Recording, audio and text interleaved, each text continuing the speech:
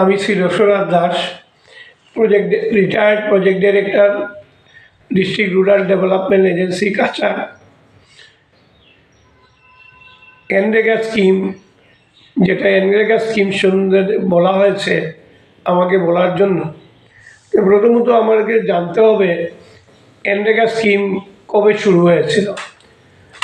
এনরেগা স্কিমটা মূলত এটা 2004 সালে এটা নিয়ে আলোচনা হয়েছিল এবং 2005 সালে যখন UP1 সরকার ছিল, UPA 1 যখন সরকার ছিল, তখন এটা নিয়ে প্রথম চিন্তা চর্চা করা হয়।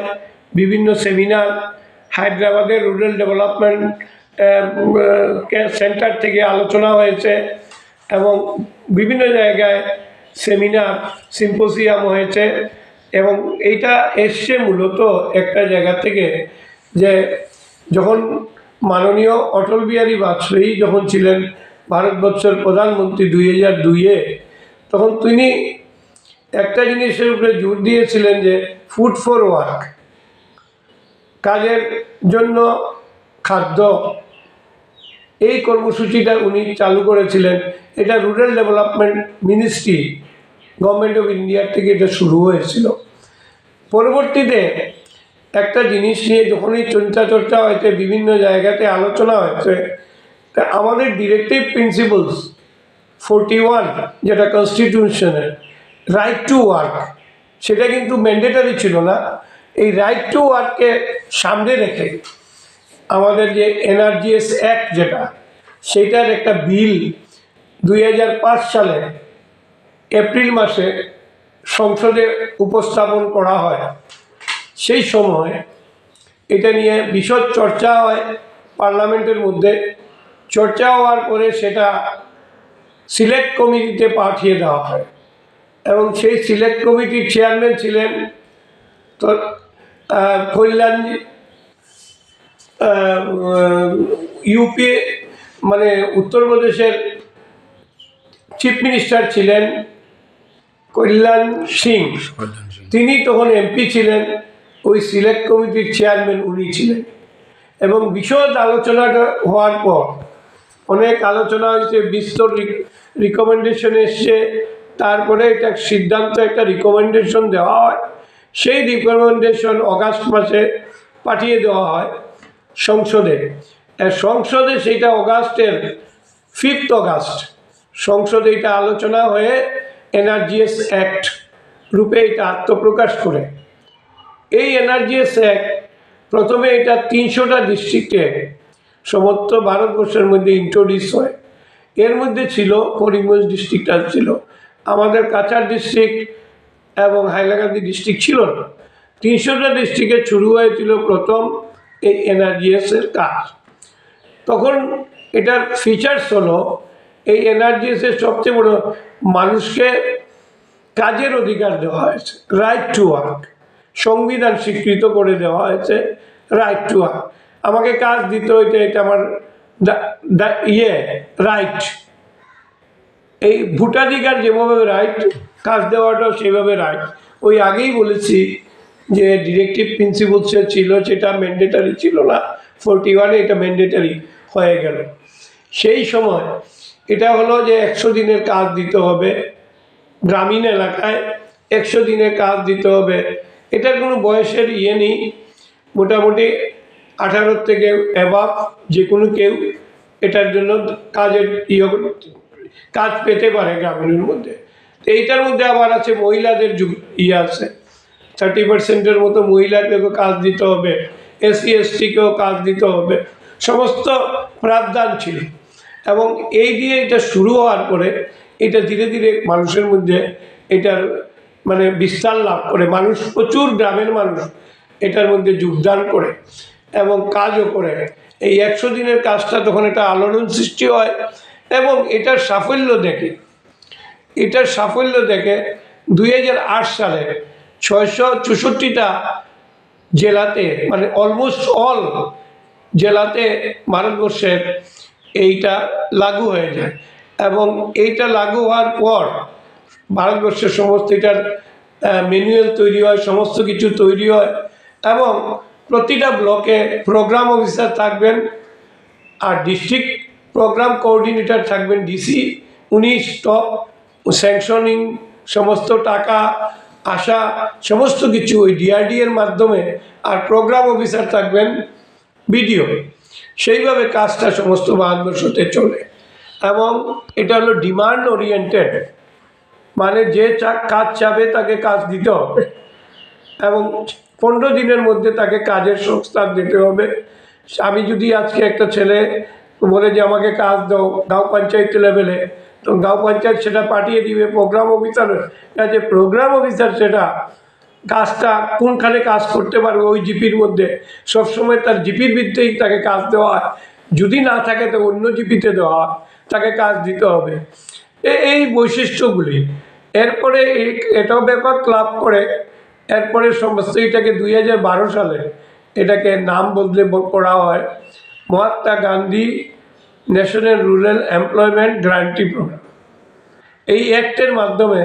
এবং এইটা আপনারা নিশ্চয়ই লক্ষ্য করেছেন যে এই যে আমাদের ছিল যে কোভিড প্রোগ্রাম যখন হয়েছিল 19-20-এ, তখন সমস্ত শ্রমজীবী মানুষ নিজের বাড়িতে চলে যায়। সেই যাওয়ার সময় তারা কাজ কি করবে, তখন এই এনরেগা কাজ তারা করেছে। এনরেগার থেকে তারা রুটি রোজগার পেয়েছে। এবং মহিলারা সবচেয়ে বড় জিনিস হলো এনরেগাতে মহিলাদের যোগদান, সর্বশ্রেণীর মানুষ এটাতে যোগদান করেছে। তার মধ্যে ছিল এনরেগার মধ্যে আরেকটা জিনিস ছিল 20টা পারমিসেগুলো, মানে 20 ধরনের ওয়ার্ক করা যায়। এটার মধ্যে রোড কানেক্টিভিটির থেকে বেশি প্রাধান্য দেওয়া হয়েছে বাঁধ, এফআই বাঁধ মানে ফ্লাড প্রোটেকশন বাঁধ, তারপরে গ্রিনারি, টি প্ল্যান্টেশন, ইরিগেশন প্ল্যান্ট, এইগুলি কাজের বেশি প্রাধান্য দেওয়া হয়েছে। কানেক্টিভিটিও দেওয়া হয়েছে। এবং ফান্ডটার মধ্যে সবচেয়ে বড় এটার মধ্যে একটা জিনিস হলো 90% সেন্ট্রাল ফান্ড, 10% হলো স্টেট। তো এখানে একটা জিনিস হলো এই 10%-এর মধ্যে এটা হলো যেটা লেবার দিয়ে শ্রমিকদের যেটা পয়সা দেওয়া লেবার বাজেট, এই লেবার বাজেটের অনলি 10% দিতে হতো। এটা হলো 90-10 অনলি লেবার পার্সেন্ট। আজকে আমি একটা উদাহরণ দিলে আপনারা বুঝতে পারবেন। যদি আসামে 10,000 কোটি টাকা ধার্য হয়ে থাকে, তার 10% হবে লেবার বাজেট হবে, তার লেবার বাজেট যেটা হবে তার 60% লেবার বাজেট 6,000 কোটি টাকা। তো 6,000 কোটি টাকা লেবার বাজেটের 10% কত হবে? 600 কোটি টাকা।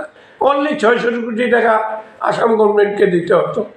এইটাই হলো এটার তো এইভাবে এই স্কিমটা খুব সাফল্যের সাথে, আমি নিজে বিডিও ছিলাম, ডেপুটি সিও ছিলাম, বিডিও হয়েছি।